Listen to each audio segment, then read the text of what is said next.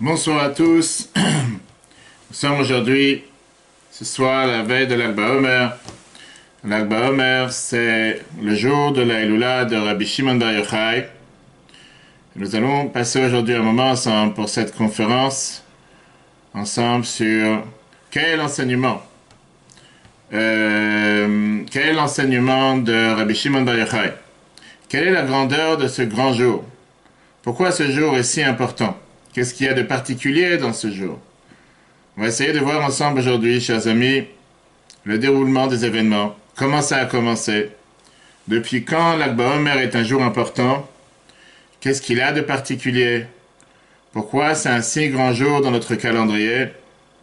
On va voir ensemble pas seulement l'importance de ce jour, mais surtout comprendre quelle source de bénédiction il est pour chacun d'entre nous. Pas seulement parce que c'est le jour de la Elula de Rabbi Shimon Bar Yochai, bien sûr, ceci est énormément important, mais bien avant, avec le fait que c'est le jour que l'épidémie de la mort des élèves de Rabbi Akiva s'est arrêtée.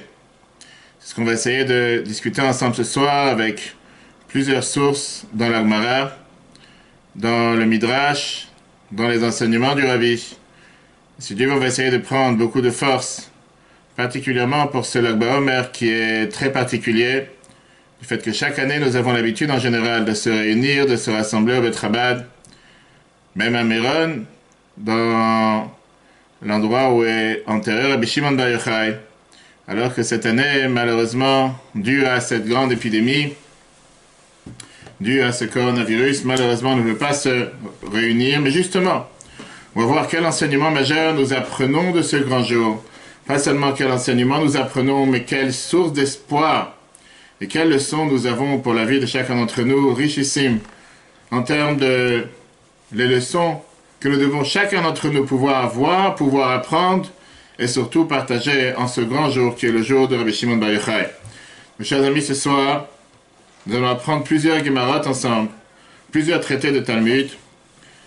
Nous allons commencer, comme j'ai dit tout à l'heure, parce qu'on sait très bien que ce jour, c'est un jour important, un jour de source de bénédiction, un jour autour des valeurs de la Torah. Et donc c'est pour ça que nous allons voir ensemble ces différentes idées, partager ces différents enseignements et surtout prendre beaucoup de courage, prendre beaucoup d'espoir, avec le thème justement qu'on a donné au cours ce soir, qui est le message d'espoir avec ce Lag BaOmer en mode coronavirus, en mode confinement. Comment se fait-il que quelqu'un qui a perdu 24 000 disciples, comment il a pu tout recommencer? D'où il a eu cette force et d'où il a eu le courage? On a parlé longuement des différents cours la semaine dernière, on peut revoir sur l'application eTorah, E-T-O-R-A-H. C'est vrai qu'on rappelle à chaque fois l'épisode que 24 000 élèves de Rabbi Akiva sont décédés, mais aujourd'hui on va apprendre dans les sources, et surtout on va voir ensemble d'où ça vient ce grand jour. Quelle est la puissance de ce grand jour pour la vie de chacun d'entre nous? Commençons sans plus attendre avec la Gemara Yebamot. La Gemara Yebamot, page 62b. La Gemara Yebamot qui nous dit une chose qui apparemment n'a rien à voir avec Rabbi Shimon Bar Yochai, mais on va voir tout de suite les détails. Celui qui a la Gemara à la maison, il peut regarder la page 62b. La Gemara dit la phrase suivante. Rabbi Yeshua disait, celui qui nasa isha beyalduto, un homme qui s'est marié en étant jeune, Yisa isha beziknuto, qui continue à se marier une fois qu'il est âgé. Ayulo banim beyalduto, c'est quelqu'un qui a eu des enfants quand il était jeune. Yulo banim beziknuto, qu'il ait des enfants quand il devient âgé. Ça, c'est la phrase de la Gemara, page 62b dans Yebamot. Qui veut dire que quand quelqu'un s'est marié quand il était jeune, si pour n'importe quelle raison le mariage, malheureusement, peu importe les circonstances, que Dieu nous en préserve, il y a eu un décès ou le mariage a été terminé, il y a une énorme importance et un sens à un mariage qui se passe plus tard dans la vie. Même si quelqu'un il a déjà une famille avec des enfants, il est déjà dans un âge avancé, il y a une énorme valeur et importance d'avoir encore d'autres enfants. La Gemara elle continue, elle te dit pourquoi, quel est le sens, quelle est la réponse derrière. Et la Gemara elle te dit, parce que c'est écrit dans Kohelet, chapitre 11, verset 6, Baboker, zra et zarecha, le matin, plante tes graines, velaerev, et quand arrive la nuit, altanach yadcha yadecha, ne reste pas sans rien faire, qui veut dire c'est pas parce que tu as eu des enfants quand tu étais jeune que tu ne peux pas avoir des enfants une fois que tu avances dans la vie. On va voir qu'est-ce que ça veut dire. D'abord, on va comprendre bien sûr le sens simple que la Gemara nous donne. Et après, on verra bien sûr le sens profond et le sens caché, le message puissant que la Torah nous donne pour la vie de chacun d'entre nous. C'est très bien que le deuil et le lever du jour et la nuit et la vie sont tous interconnectés. Le matin, en général, c'est ce qui représente le début de la vie. Qu'est-ce que ça veut dire, le début des étapes de la vie? Le matin, c'est le soleil vient de se réveiller, il y a une certaine vigueur, il y a une certaine créativité, il y a une certaine force. Quand quelqu'un se réveille, c'est un nouveau jour, c'est un jour frais, il se sent totalement vivant. Il a l'énergie pour confronter ce nouveau jour. Et malheureusement, arrive parfois la nuit, quand le soleil va se coucher, et à ce moment-là, il y a la fatigue qui se pose, il y a la monotonie qui se pose, il y a un sens d'ennui, il y a un sens comme si c'est la même chose chaque jour. Parfois, plus ça arrive dans l'après-midi, voire ça arrive la soirée, ça devient difficile dans la vie d'une personne. Il y a le matin où quelqu'un a toutes ses facultés, il a tous ses membres, et il se sent jeune, il se sent avec toute cette passion, toute cette énergie, et il doit planter ses graines. Et après, il y a la RF, quand ça arrive le moment du soir, quelqu'un il se sent lourd, il se sent affaibli, il n'a plus de force, il continue à vivre, mais sans vraiment un enthousiasme, une passion. Et donc vient justement, dans Kohelet, nous dire, le prophète il vient et te dit, tu sais quoi, quand arrive le soir, continue à planter, continue à faire planter des graines, continue à vivre avec toute ta passion, avec toute ton énergie. Pourquoi? Le verset continue, qui a une chayodea et tu sais pas qui c'est qui sera le plus réussi, celui qui est les enfants de ta jeunesse ou les enfants de ta vieillesse. Peut-être que les deux sont les deux exactement à part entière les mêmes, avec le même bon côté. Et donc, parfois on peut se dire, tu sais quoi, quand je fais quelque chose quand je suis jeune, ça vaut la peine. Quand je fais quelque chose quand je suis âgé, ça n'a plus de valeur. C'est pas la même chose, ça n'a plus de force. Vient le prophète nous dire dans Kohelet, tu sais quoi, des fois les deux ils sont très très bien. Et donc il te dit ne pas donner de légitime et de la valeur à un mariage quand il se passe dans les années plus tard de la vie, ou des enfants quand ils arrivent à une période plus tard dans la vie. Et ne pense pas que ce n'est pas une aussi grande bénédiction que comme c'est au départ. Ça c'est la phrase de Rabbi Yoshua. Vient Rabbi Akiva. Rabbi Akiva il nous dit la phrase suivante. Le mat Torah beyalduto, apprendre la Torah dans ta jeunesse, il mot Torah beziknuto, continue à apprendre la Torah quand tu seras âgé. Ayulo talmidim betal beyalduto, si tu as des élèves quand tu étais jeune, Yulo talmidim beziknuto, tu auras des élèves quand tu seras âgé. Encore une fois avec le même verset, le matin plante tes graines, et le soir, la nuit, n'arrête pas d'avancer. Ça veut dire que Rabbi Akiva vient nous dire plus ou moins la même chose que Rabbi Yoshua, mais de manière avec des termes différents, en te disant que même quand tu es fatigué, même quand tu as un âge avancé, continue à apprendre, continue à enseigner, continue à avoir de nouveaux élèves. Il ne parle pas seulement bien sûr de l'aspect biologique, d'avoir des enfants comme Rabbi Yoshua, mais il te parle ici du point de vue spirituel des choses. En termes que la Torah nous dit, Vishinantam levanecha, tu enseigneras à tes enfants, Eloa talmidim, ça c'est tes élèves. Bien sûr, on parle aussi des enfants biologiques, mais pas seulement des enfants biologiques. Et n'importe quel enfant, n'importe quelle personne sur qui tu peux avoir un impact, vient la Gemara, elle te dit, ça aussi ce sont tes enfants. Bien sûr qu'il y a les naissances émotionnelles, mais après, il y a comment tu peux changer la vie d'une personne, comment tu peux transformer une personne, comment tu peux aspirer une personne. L'amour que tu peux avoir envers une personne. Ça, c'est aussi une manière de donner la vie à une personne, de leur donner naissance, de leur donner un nouveau souffle, de leur donner une nouvelle vitalité, de leur donner un nouvel espoir, de leur donner une nouvelle vie. Ça, ce sont les deux phrases de Rabbi Yoshua et Rabbi Akiva. C'était les plus grands sages du Talmud à l'époque. Ils ont vécu dans le 2e siècle, après l'ère commune. Juste après la période où il y a eu la destruction du 2e temple, qui était dans l'année 70, 68, 69, 70, 71, les débats. Et c'est là qu'il y a eu cette lumière de Rabbi Yoshua et son collègue Rabbi Akiva, plus grand sage du Talmud à l'époque, qui vivait dans la Terre Sainte en Israël, juste après la destruction du temple par les Romains. Et là, la Gemara continue avec la fameuse phrase que tout le monde connaît, le paragraphe que tout le monde connaît par rapport à l'Ag Baomer. La Gemara continue en te disant, Amrou, ils ont dit, Shneim Asar Elef Zugim Talmidim, il y avait 12 000 paires d'élèves que Rabbi Akiva il a eu de Gvat jusqu'à un Tifras, et ils sont tous morts dans la même période parce qu'ils n'ont pas respecté les uns les autres. Et la Gemara termine en te disant, Vaya Olam Shamem. le monde était totalement déboussolé, le monde était totalement vide, le monde était totalement détruit. Et comme je dis en règle générale, maintenant qu'on a cette préface à l'histoire, c'est vrai que tout le monde connaît ce paragraphe, mais personne ne fait attention au paragraphe qui est juste avant.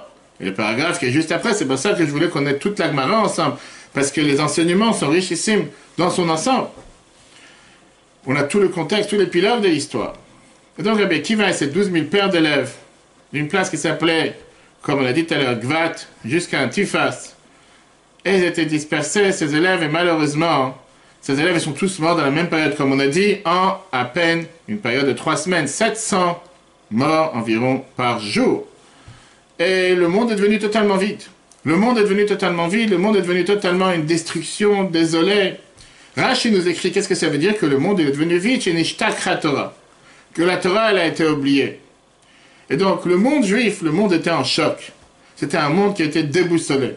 Ça c'est l'histoire que la Gemara nous raconte dans la Gemara Ibamot, page 62b. On ouvre le code de loi juif, le Shulchan Aruch, les lois entre Pesach et Shavuot, Siman, le chapitre 493. Et la Gemara nous raconte pourquoi cette histoire elle a été immortalisée dans le calendrier juif. C'est une histoire qui fait partie du calendrier juif. La raison pourquoi, justement, jusqu'à aujourd'hui, pour certaines communautés, on a l'habitude d'être avec quelques coutumes de deuil entre Pesach et Shavuot, à cause de cet événement qu'il y a eu 24 000 élèves de Rabbi Akiva, 12 000 pères qui sont morts.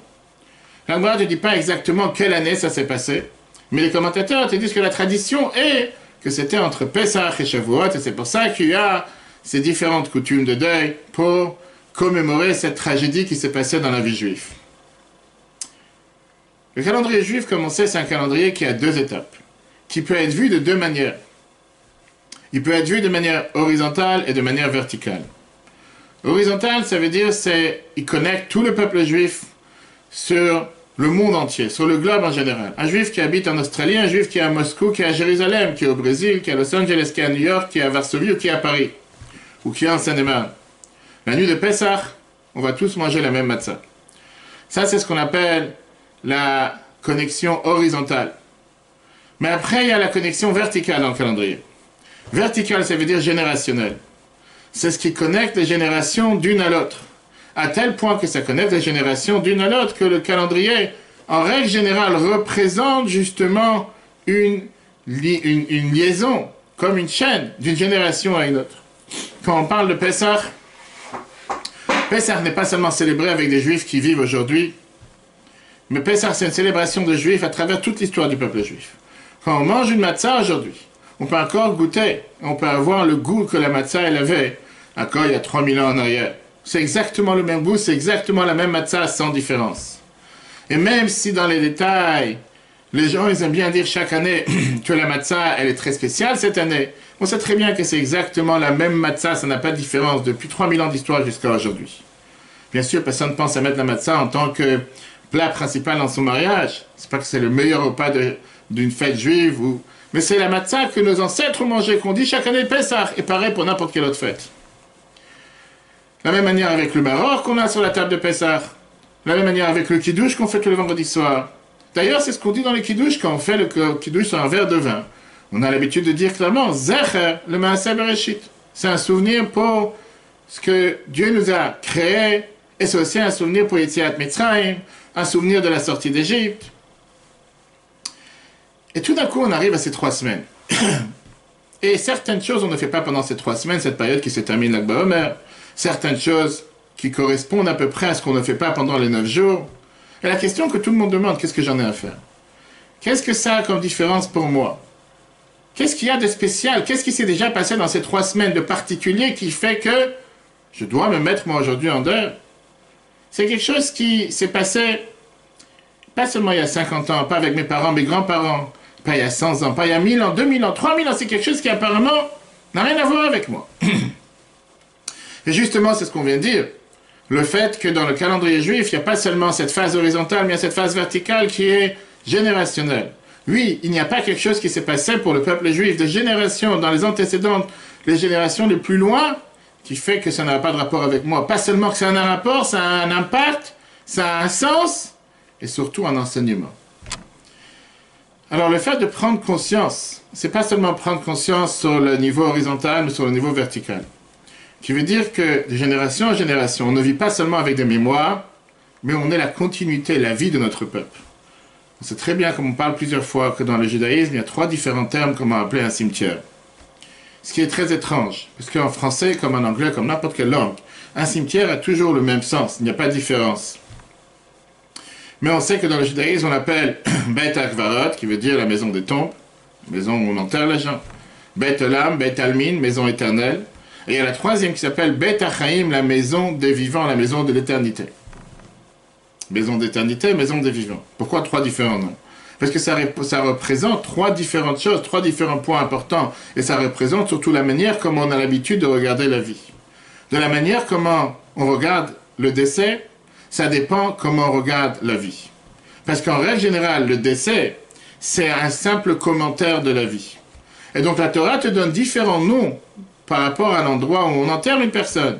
Parce que la Torah te dit aussi, apprends à voir et à se découvrir comment seront regardés, comment est décrit la vie. Qu'est-ce que ça veut dire?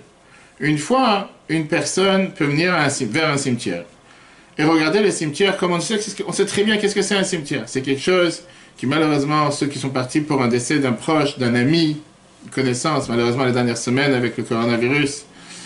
Et on sait qu'un cimetière, parfois, c'est quelque chose qui est totalement vide. Il y a un silence qu'on ne voit pas nulle part ailleurs, surtout quand il n'y a personne dans ce cimetière. À la surface, ça a vraiment l'air d'un Beit HaKvarot, une maison des tombes. C'est très bien que c'est quelque chose qu'il n'y a pas, il n'y a rien qui fait que peut donner de la vie à cet endroit. C'est vraiment un endroit d'enterrement, un endroit où on enterre les gens. Ça, c'est ce que c'est un cimetière. Alors bien sûr qu'on enterre là-bas le corps, puisque le corps n'a plus de vie, mais ça, c'est une définition de la vie. Il y a une définition beaucoup plus profonde. Quand tu regardes un cimetière et tu dis que ce cimetière, c'est un Beit Almin, c'est une maison éternelle. Qu'est-ce que ça veut dire, une maison éternelle? Parce qu'une âme ne part jamais, ne disparaît jamais. C'est pas une maladie, ni une balle, ni un couteau, ni n'importe quelle autre circonstance qui peut créer cette séparation entre l'âme et le corps qui peut faire disparaître l'âme. Oui, ça sépare l'âme du corps, parce que le corps n'a plus de contact avec cette âme, mais la personnalité de la personne, la vie de la personne, la conscience de la personne, les idées, son souffle, ce que la personne était quand elle était vivante, ça reste éternellement. Ça continue à vivre. Et d'ailleurs, c'est pour ça qu'on écrit ou on inscrit dans beaucoup de pierres tombales Tiye nishmatot tzrura b'tzror hachaim, que son âme soit inscrite dans le faisceau de la vie. Parce qu'une âme ne meurt jamais. Oui, une âme ne meurt jamais, une âme est toujours vivante. La vie ne meurt jamais. La vie reste toujours vivante. La vie n'est pas la mort, la vie est éternelle. La vie est plus haut que le temps. Ça, c'est ce que ça veut dire un Beit Olam, une maison éternelle, un endroit éternel. Et on comprend très bien comment, si on regarde la vie de cette perspective, que quand on aime quelqu'un dans ce monde, et quand on se connecte avec quelqu'un dans ce monde, bien sûr, on n'aime pas juste ses yeux, ses joues, ses bras. Bien sûr que ça vient avec, ça fait une partie de l'amour qu'on a avec cette personne. Mais on l'aime parce que qu'est-ce que représente cette personne pour nous? On aime l'intérieur de cette personne, on aime l'âme de cette personne, on aime qu'est-ce qu'elle manifeste pour nous, on aime ses qualités. Et donc automatiquement, bien sûr que quand la personne matérielle nous quitte, on a une certaine peine, et on a une peine sincère et une peine authentique, parce qu'on manque cette connexion tangible, cette connexion matérielle. Mais l'éternité de la vie de cette personne continue à vivre. Mais il y a une dimension qui est encore beaucoup plus profonde quand on parle d'un cimetière, et ça c'est Beit HaChaim, la maison des vivants. Parce que les personnes sont en vie, la Neshama est vivante. Et c'est sûr que ces personnes qui ont eu un impact et qui ont eu pas seulement un enseignement pour nous, qui ont changé notre vie, ces gens-là sont toujours vivants, ces gens-là n'ont pas disparu. Ces gens-là, ils sont toujours présents. Alors oui, ils sont présents de manière différente, comme j'ai l'habitude de dire parfois dans les enterrements, qu'une personne va seulement en résidence secondaire. Mais c'est des gens que leurs rêves, leurs valeurs, leurs idéaux, leurs sacrifices, ce qu'ils se sont fait comme effort dans la vie de chacun, dans leur vie pour arriver et à faire en sorte que nous sommes là aujourd'hui. La manière comme ils nous ont influencés, qui nous ont impactés, ça c'est quelque chose qui est toujours vivant, c'est quelque chose qui n'a pas disparu. Cette vie continue. Et c'est pour ça d'ailleurs que l'Agmara, traité Ta'anit, page 5, nous dit la fameuse phrase, Yaakov Avinu Lomet, Yaakov Avinu, Yaakov, notre patriarche n'est pas mort. Mazaro Bachaim, Mafu Bachaim, de la même manière que sa descendance est vivante, lui aussi il est vivant. Qu'est-ce que ça veut dire? De la même manière qu'une graine, qui est un zera, rappelez-vous l'Agmara qu'on a vu dans Ebamot tout à l'heure, une graine que tu plantes dans la terre. C'est une graine que tu as plantée même si on ne la voit pas.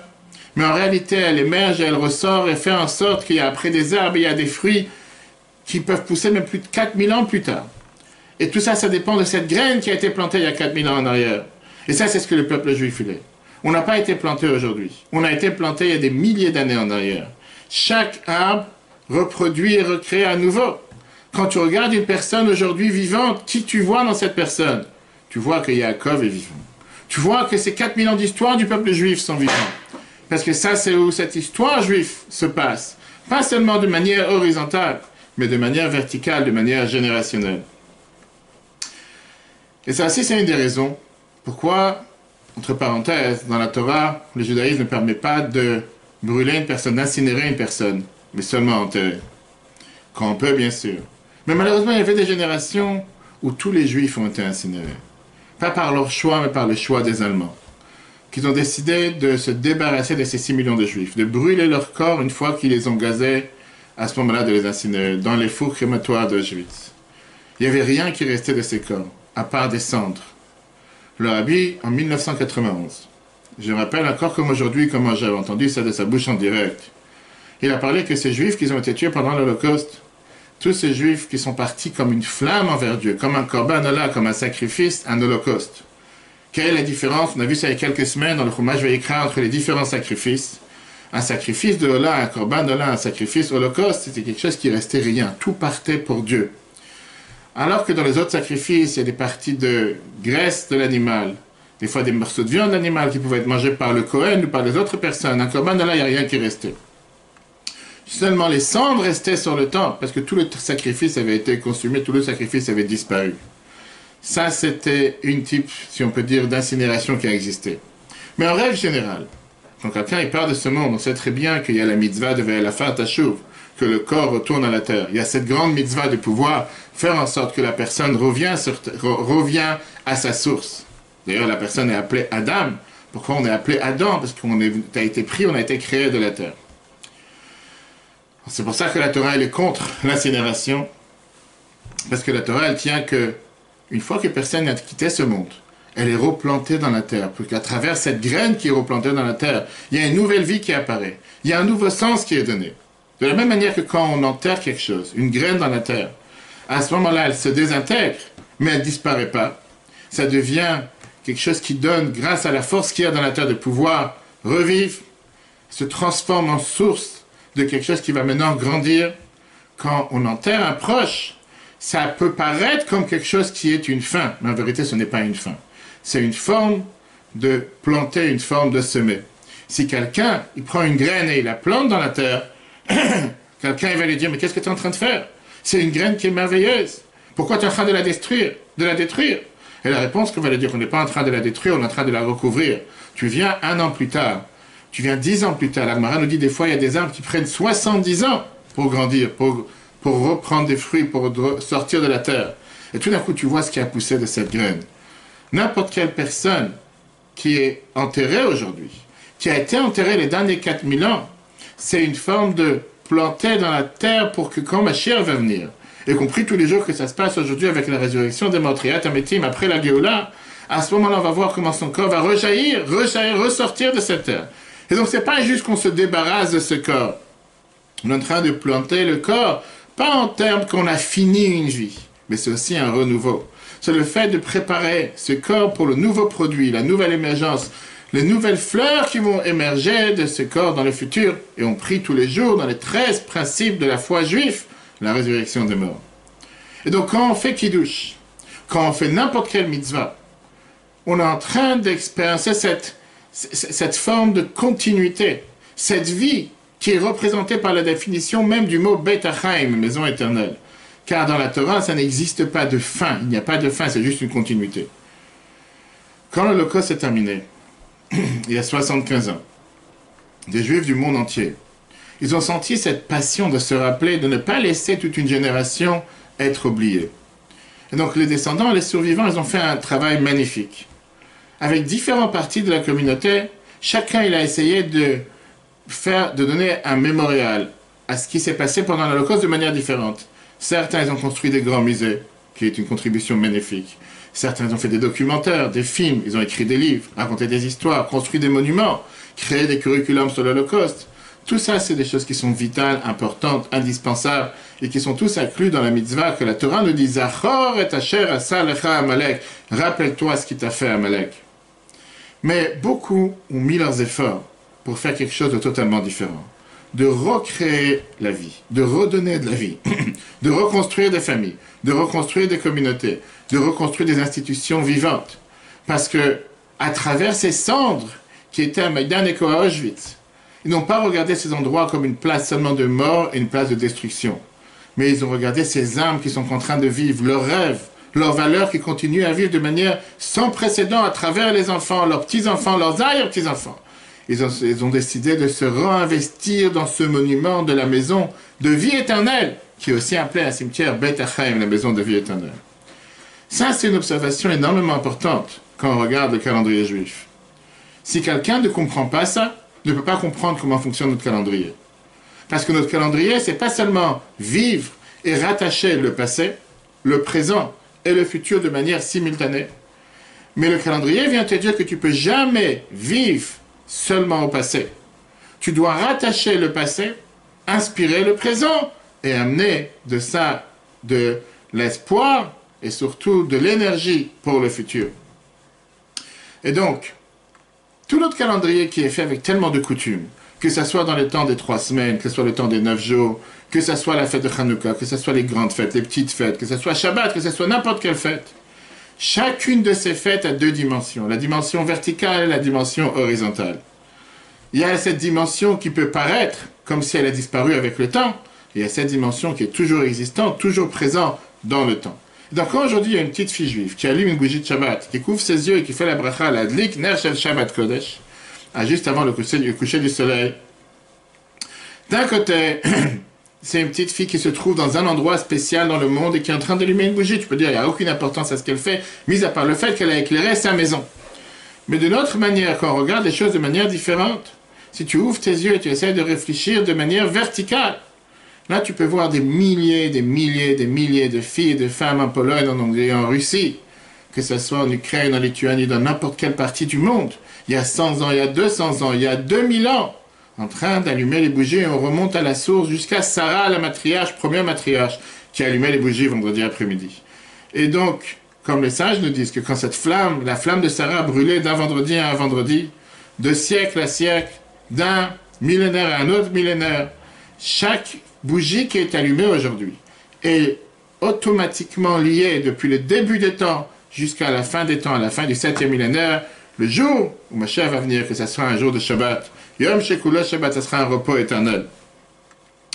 Quand le Shulchan Aruch vient nous dire que la période dans laquelle on se trouvait de Pesach à Shavuot, c'est une période où il y a eu cet épisode avec les 12 000 pères, les 24 000 élèves de Rabbi Akiva, on doit aussi se permettre de se connecter à cette période de manière verticale et de manière horizontale. Comme on l'a dit tout à l'heure, n'importe quelle tradition que nous avons, quand la halakha nous dit que c'est une période qui est une période de deuil qui se termine le 18e du mois de Iyar, le 18e du mois de Iyar, le 33e jour du Homer qui est ce soir, l'Akba Homer, c'est un jour de célébration, c'est un jour où on ne dit pas Tachanoun, c'est un jour dans lequel on ne dit pas les supplications. C'est un jour où beaucoup des coutumes de deuil s'arrêtent, mais c'est un jour dans lequel on a le devoir d'être joyeux. Et beaucoup de commentateurs demandent la question qui dérange, parce que 24 000 élèves vont arrêter de mourir. Quelle est la grande joie? Imaginons-nous un instant 3 semaines dans lesquelles 700 morts par jour. 700 morts par jour, quelle est la cause dans laquelle tu vas t'arrêter, tu vas danser? Qu'est-ce que tu te mets à danser? Qu'est-ce que tu te rends tellement joyeux? Qu'est-ce qu'on fait de ce jour un jour tellement joyeux? La réponse très simple, c'est parce qu'il n'y a plus personne qui est resté à mourir. 24 000 élèves, ils sont tous morts, il n'y a plus personne qui peut encore mourir. Qu'est-ce que tu en fais de ça un jour de joie? Oui, tu vas dire, on est content du fait que personne n'est mort. Pour ça, tu es joyeux. Il y a combien? 24 000 personnes qui sont mortes. Alors, ils ont arrêté de mourir. Pour ça, tu commences à danser. Regardons un peu comment la fête se passe à Mérod, malheureusement pas cette année à cause du coronavirus. Si Dieu veut l'année prochaine. L'année dernière, presque 600 000 personnes se sont retrouvées à Méron ce soir, pendant les 24, 48 heures, 72 heures avant l'Akba Omer, en train de danser jour et nuit. des juifs qui pas forcément ne savent même pas la cause pourquoi ils dansent, pourquoi ils sont joyeux. Dans le monde entier, des célébrations avec les parades de Lag BaOmer, sur les 4 coins du monde, des communautés qui célèbrent autour des feux de camp, autour de grillades, avec des joies, des danses. La majorité des endroits chantent exactement les mêmes chansons qu'on va voir plus tard. Mais là, malheureusement, on parle d'un épisode qui n'a plus personne qui est resté pour mourir. Il n'y avait plus personne qui pouvait continuer à mourir. Et ça, c'est une question qui est d'ailleurs demandée par le Pri Hadash. Le Pri Hadash, qui est un des commentateurs du Shulchan Aruch, avait dit « Je ne comprends pas ce qui se passe. Qu'est-ce que tu en fais une tellement grande fête ?» Mais regardons la suite de la Gemara. La suite de la Gemara que nous avons mentionnée tout à l'heure. La Gemara est Bamot, page 62b. La Gemara, si vous vous rappelez, elle nous a dit au départ, Rabbi Yeshua, elle nous disait comme quoi il ne faut jamais ne pas rendre légitime un mariage dans un âge avancé. Ne pense pas d'arrêter d'avoir des enfants, même quand tu as un âge avancé. Et bien sûr que, comme on l'a dit tout à l'heure, il y a le sens simple, le sens homolétique, mais il y a surtout le sens profond qu'on va voir aujourd'hui ensemble. Ce sens profond que la Gemara est en train de te dire, ne pense pas que les enfants qui sont une énorme bénédiction quand tu es jeune ne sont pas une bénédiction quand tu es âgé. Bien sûr, il faut voir son rave. Il y a certaines circonstances dans lesquelles une personne doit faire attention de ne pas avoir d'enfants trop proches, mais ce n'est pas le sujet d'aujourd'hui. Les enfants en général sont une grande bénédiction. Mais Rabbi Akiva qui continue les phrases de Rabbi Yeshua en te disant combien tu as appris quand tu étais jeune, continue à grandir avec tes élèves même une fois que tu es âgé. Et si tu as eu des élèves quand tu étais jeune, continue à avoir des élèves quand tu es âgé. Qu'est-ce que la Gemara veut nous dire ici? Et donc quand la Gemara nous raconte qu'il y a eu cet épisode avec les 12 000 pères d'élèves de Rabbi Akiva qui sont morts, et qui sont disparus subitement, ça s'est passé d'une manière, je dis encore une fois, 3 semaines, 700 morts par jour. On ne sait pas si ça s'est passé au centre d'Israël, dans le nord. Mais tout d'un coup, la Gemara continue avec une phrase qui apparemment, on ne sait pas d'où ça sort, mais la Gemara continue « Ad Sheba Rabbi Akiva » jusqu'à ce que Rabbi Akiva est arrivé. Et Tzel Rabotenu Sheba Daram, chez nos maîtres qui étaient dans le sud, et Vesanalem, il a enseigné la Torah à 5 élèves. Rabbi Meir, Rabbi Yehuda, Rabbi Yossi, Rabbi Shimon, Rabbi Lazar ben Shammua. Rabbi Shimon Bar Yochai, on va y arriver. Et eux, ils nous ont enseigné la Torah, Ve'em emidu Torah ota sha'a, et eux, ils nous ont enseigné la Torah à ce moment-là. Et après la Gemara, elle termine, ils sont tous morts entre Pesach et Shavuot. Donc la Gemara, elle termine en te disant que la tradition, c'est une tradition qu'on a, que la période dans laquelle il y a eu cette épidémie, c'était entre Pesach et Shavuot. Comme on a dit tout à l'heure, on ne sait pas exactement c'était quoi cette période-là, les divergences de coutumes, quand le deuil s'arrête, s'il s'arrête Lag BaOmer, s'il s'arrête Rosh Chodesh Sivan, s'il commence depuis Rosh Chodesh Iyar ou Shavuot. Et la Gemara continue après les différentes causes biologiques de la mort, et elle nous dit que c'est la halakha, elle est comme Rabbi Yoshua. Qu'est-ce que ça veut dire Rabbi Yoshua? La Gemara continue avec la fameuse phrase de Rabbi Tanchum et Rabbi Ilaï, qui te dit la phrase « Kol adam sheyen lo isha » tout celui qui n'est pas marié, « Sharouy belo simcha belo bracha belo tova » une personne qui n'est sans femme, qui n'est pas mariée, c'est quelqu'un qui n'a pas de joie, qui n'a pas de bénédiction et qui n'a pas de bonheur sur terre. Et la Gemara continue à discuter les différentes phrases par rapport au mariage. Et ça, c'est d'où vient cette fameuse phrase que tout celui qui a une femme, il a le devoir d'aimer sa femme. Il a le devoir de l'aimer et de la respecter plus que soi-même. On a donné un long cours dessus il y a 2 semaines. On peut revoir sur l'application eTorah, eTorah. Ça, c'est tout ça, ça vient dans la Gemara et Bamot, page 62b. Et la Gemara continue de nous dire que celui qui n'est pas marié, c'est quelqu'un qui, pas seulement il lui manque le bonheur, il lui manque la joie, il lui manque l'intelligence, il lui manque les bénédictions, mais la Gemara, elle termine par te dire, il n'est même pas un homme. Il n'est même pas un être humain. Il n'est même pas un être humain, ça ne veut pas dire qu'il n'a pas un corps. Ça veut dire qu'il n'a pas cette expérience, il ne vit pas à part entière comme un vrai être humain, parce qu'un être humain a Adam, quelqu'un qui peut être appelé un être humain, c'est seulement quand il est avec Rava. Comme la Torah nous dit, que Adam, quand elle va écrire Otam Adam, Dieu les a appelés Adam et Ève, il les a appelés Adam. Ça, c'est une des très grandes phrases qu'il y a dans le Talmud, qui vient nous montrer la force éternelle et immortelle valeur qu'il y a à la relation créée par une famille à travers le mariage. Et donc, la Gemara nous dit que Rabbi Akiva, il est arrivé dans le sud, il a trouvé 5 juifs, un d'eux, Rabbi Shimon, c'est le fils de celui qui a été après, comme on l'a dit, on va voir tout de suite, c'est un des plus grands élèves de Rabbi Akiva, qui a enseigné la Torah à ses autres élèves, et le judaïsme a repris vie grâce à ces 5 élèves.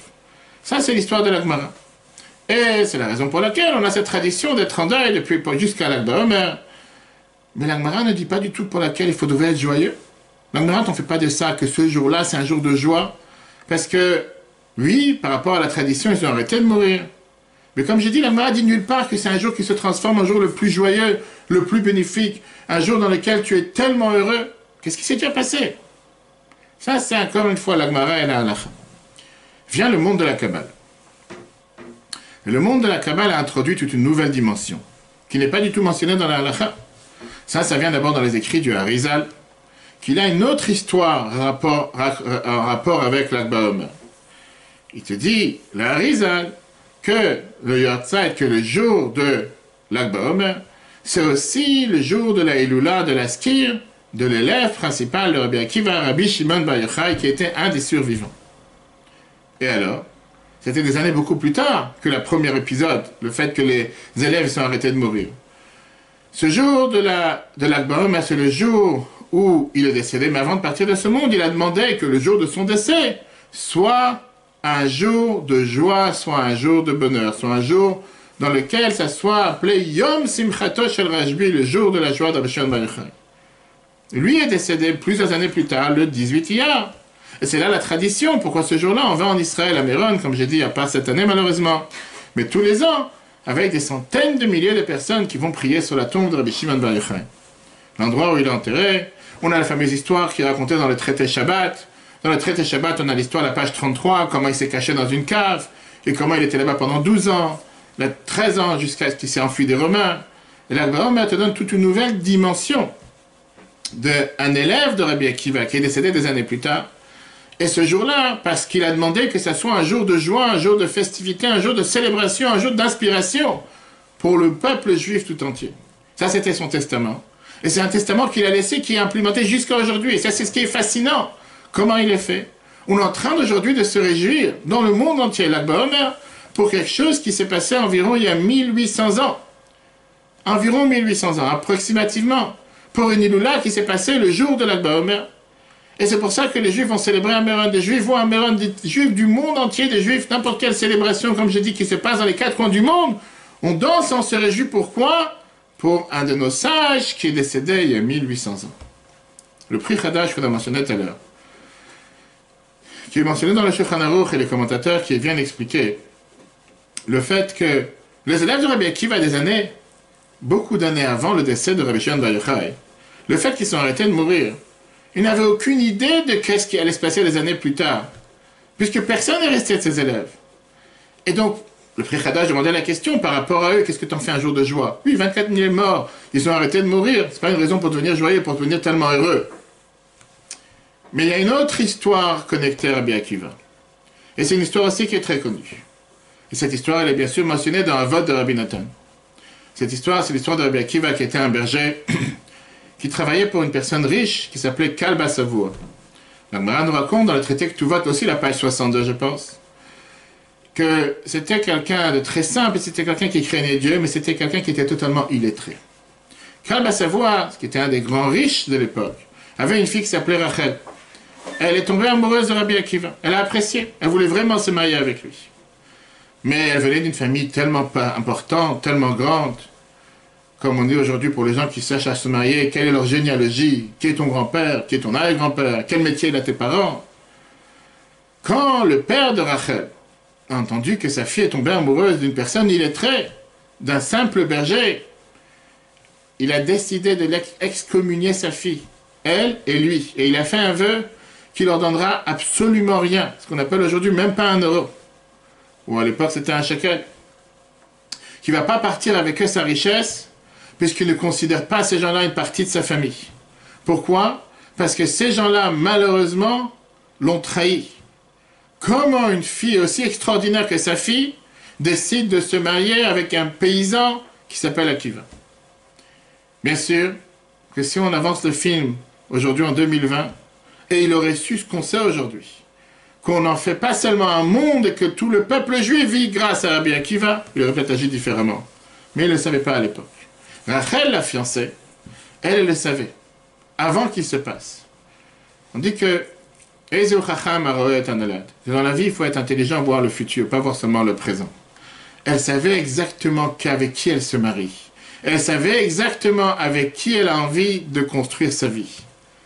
Et pour ça, en général, il faut une personne qui a des yeux. Pas seulement une personne qui a des yeux, on dit en général une femme. Une femme qui est capable d'avoir cette vision. De voir dans les autres ce que lui-même n'est pas capable de voir. Rachel a vu ce potentiel. Ce que beaucoup n'étaient pas capables de voir à l'époque. Même Akiva lui-même n'était pas au courant de ce potentiel. Elle a fait sortir ce potentiel chez Akiva. Et donc elle s'est mariée avec lui. Mais en se mariant avec lui, elle avait une condition. Elle lui a dit qu'il faut qu'il aille apprendre. Il faut qu'il aille développer son potentiel spirituel, émotionnel et intellectuel. Et grâce à cette influence qu'elle a eue sur Rabbi Akiva, il est devenu le plus grand sage de la génération jusqu'à ce qu'il a eu 24 000 élèves. Et ces élèves de où, quand il est revenu à la maison avec ses 24 000 élèves, de la yeshiva, la Gemara nous raconte que c'était le grand moment, si on peut dire, particulier qu'elle allait se réunir avec son mari. Et quand elle s'est rapprochée de lui et ses élèves, il était un peu inconfortable parce que tout d'un coup, pendant tellement d'années, il avait disparu de la maison. Rabbi Akiva, il a dit à ses 24 000 élèves 4 mots. Sheli veshelachem shelai. Tout ce qui est à moi et tout ce qui est à vous, en réalité, c'est à elle. Ça lui appartient à cette personne-là, à sa femme. Il n'y a rien que j'ai aujourd'hui, rien que vous avez, qui est grâce à moi ou grâce à vous, mais c'est grâce à elle. Parce que Rabbi Akiva connaissait la vérité. Il savait que c'est cette vision, c'est ce sacrifice, c'est ce fait qu'elle a ce don de soi, cette confiance, cette passion qu'elle a vue en lui, cette confiance qu'elle a eue en lui, cette vision qu'elle a eue, la possibilité qu'elle lui a donnée, qu'elle a reconnue, que lui-même n'était pas au courant qu'il avait de telles possibilités. C'est ça qui a fait qu'elle était responsable de tout ce qui allait se passer dans le peuple juif à l'époque. Maintenant, si on réfléchit un instant par rapport à cette femme, elle ne pensait pas par rapport à son bien-être, parce que si elle aurait pensé à son bien-être, n'importe quelle femme n'aurait pas voulu que son mari commence à s'occuper de 24 000 élèves. 24 000 élèves, ce n'est pas forcément le type de vie que tu cherches à avoir avec quelqu'un pour avoir une vie privée. Rachel vivait à l'époque, elle n'a pas pensé qu'est-ce qui se passait au moment présent. Mais Rachel, elle vivait à cette époque où on a vu que le judaïsme était en train de disparaître. Les Romains, ils ont fait tout ce qu'ils pouvaient pour détruire le judaïsme. Particulièrement après la révolte de Bar Korba. L'empereur Adrien a tout fait pour éradiquer le peuple juif. Les 10 mai du peuple juif, on raconte ça tous les jours de Kippour, comment ils ont été tués, comment ils ont été assassinés, comment ils ont été martyrisés avec le plus grand crime contre ces gens-là, inclus Rabbi Hanina ben Teradion. Quand il a attrapé en train d'apprendre, il a brûlé vivant avec un Sefer Torah autour de lui, avec 9 autres grands martyrs, les 10 martyrs qu'on raconte ça les jours de Kippour. Ça, c'était quelques décennies après la destruction du deuxième temple. Rachel a vu ça. Quand elle a vu un être humain qui était capable de donner cette nouveauté, de ressusciter le peuple juif, elle savait que la garantie était dans ses mains pour la continuité du peuple juif. Et donc elle a fait ce qu'elle pensait faire la meilleure des choses au moment présent. Et Rabbi Akiva, il a exprimé ça en ces 4 mots, en disant que qu'est-ce qui est à moi et qu'est-ce qui est à vous, en vérité, est à elle. Et comme on peut dire aujourd'hui, tout ce que nous avons lui revient à elle. Donc, comme la Gemara nous dit dans Sanhedrin, Kulu alima de Rabbi Akiva, qui veut dire toute la tradition vient de cette même personne, de ce Rabbi Akiva. Réfléchissons un instant. Comment il était capable de faire une telle chose? Une personne qui était illettrée, 40 ans, il n'a jamais appris quoi que ce soit dans sa vie. Le Midrash nous dit que c'est justement ce moment de transformation. Avec cette femme qui a confiance en lui et qui a confiance en son futur. Alors c'est vrai qu'on dit que dans la vie, pour pouvoir réussir, il faut la capacité de réussir, il faut la volonté de réussir. Quand quelqu'un il a la volonté de réussir, il n'a pas la capacité de réussir, tu peux avoir la meilleure bonne volonté, si tu n'es pas capable, tu n'es pas capable. Il faut avoir cette volonté, mais tu as besoin aussi d'avoir la capacité de pouvoir agir, de pouvoir prendre les choses en main. Rachel voulait que son mari le fasse. Elle savait qu'il a ses capacités. Elle savait qu'elle avait confiance en lui. Et le Midrash nous raconte cette fameuse histoire qu'une fois il a vu cette source d'eau qui était en train de couler, de petites gouttes, qui était en train de couler sur un rocher. Et quand il a vu comment cette source d'eau qui coule jour après jour sur ce rocher, qu'il est en train de fendre le rocher, qu'il est en train de faire en sorte que le rocher prend la forme de ces gouttes d'eau qui sont en train de tomber, il était tellement impressionné. Et il s'est dit que si l'eau est capable de faire ce trou d'intérieur du rocher. Certainement que la Torah peut aussi faire cette fente à l'intérieur de mon cerveau. Et le reste, c'est l'histoire comme on sait. On peut dire, c'est son histoire, l'histoire de cette femme, de sa femme. Mais la question qui dérange par rapport à ces midrash est la suivante. N'importe quelle personne aujourd'hui n'a pas besoin d'être un chimiste, ni un des plus grands professionnels du monde, pour savoir que quand de l'eau tombe sur quelque chose sans arrêt, jour après jour, ça fait un trou sur la chose. Que ça fait un trou dans le rocher, que ça fasse une fente sur le rocher, ça fait une certaine forme dans le rocher. Qu'est-ce que Rabbi Akiva a découvert de miraculeux à l'âge de 40 ans? Il vient nous apprendre ici une loi de la nature. Rabbi Akiva n'était pas au courant que quelque chose pareil peut se passer. Il n'avait pas 2 ans, il avait 40 ans. On sait très bien qu'il était quand même, il avait un cerveau quand même. On sait très bien ce qui s'est passé plus tard. C'était pas juste un illettré, c'était quelqu'un qui était énormément intelligent. Et donc justement, qu'est-ce qu'il est venu t'apprendre, ce Rabbi Akiva? Qu'est-ce qu'il vient te dire comme s'il a découvert le monde? Quand de l'eau tombe sur un rocher, c'est fini. Le rocher commence à changer. Qu'est-ce qu'il a vu qui était tellement merveilleux? Il était tellement émerveillé qu'il devait décider qu'il faut absolument qu'il transmette, qu'il nous enseigne. Quand tu as aujourd'hui un tuyau qui est ouvert à la maison, de l'eau qui coule sur du bois, sur de la pierre, sur du câble, peu importe quoi, ça esquinte la maison, ça esquinte le parterre, ça esquinte la moquette, ça n'arrête pas. C'est tout à fait normal, même si c'est quelques petites gouttes qui tombent. Pas besoin d'avoir un grand sage de 40 ans pour te découvrir que quand de l'eau tombe sur un rocher, jour après jour, finalement, ça finit par changer ce rocher. Et surtout quand ça se passe, pas seulement pour 10 ans, 20 ans, 50 ans, 100 ans. Aujourd'hui, ceux qui sont partis en Israël sont partis voir cette Maharot Netifim, cette grotte, justement, des gouttes qui tombent sans arrêt, et voient ce phénomène, qu'est-ce que l'eau, elle était capable de changer dans des rochers, on le voit, c'est quelque chose de merveilleux. Donc, qu'est-ce que Rabbi Akiva a découvert ici? Qu'est-ce qu'il a découvert qui a totalement transformé sa vie, qui a transformé son être? La fameuse chanson qui est chantée ce soir et demain dans toutes les communautés juives du monde, Ashkenaz comme Sepharad.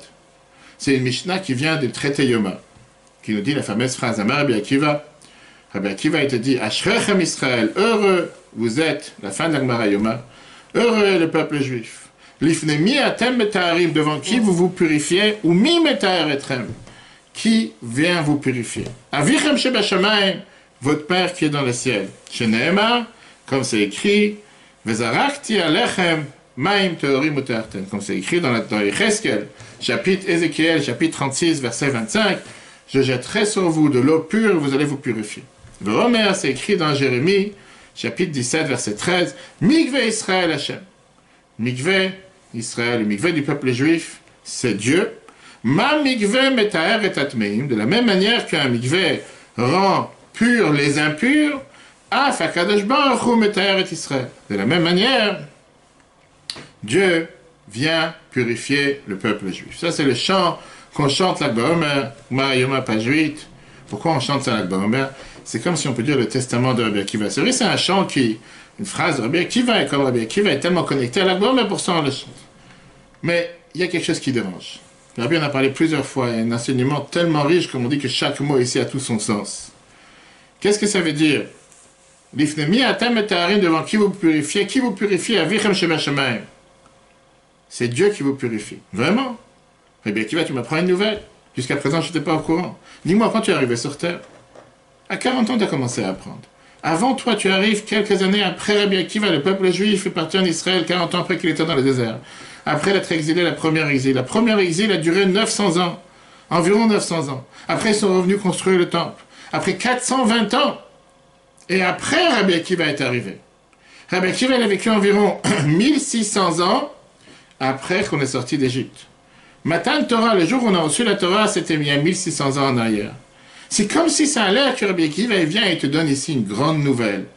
Il te fait savoir la breaking news, comme on dit. Nouvelle dépêche, sache que Dieu purifie le peuple juif. Toute la Torah, elle est basée sur ça. Toute la Bible est basée sur ça. Il y a tellement de versets qui viennent et qui nous disent une chose pareille. Que Dieu purifie le peuple juif, que Dieu est là pour nous purifier. Rabbi Akiva, il vient nous découvrir ici 2 versets bizarres, un de Ézéchiel et un de Jérémie. Regardons la paracha qu'on a lu Shabbat dernier. La paracha, pardon, il y a 2 semaines, à Haremot, dans laquelle on te dit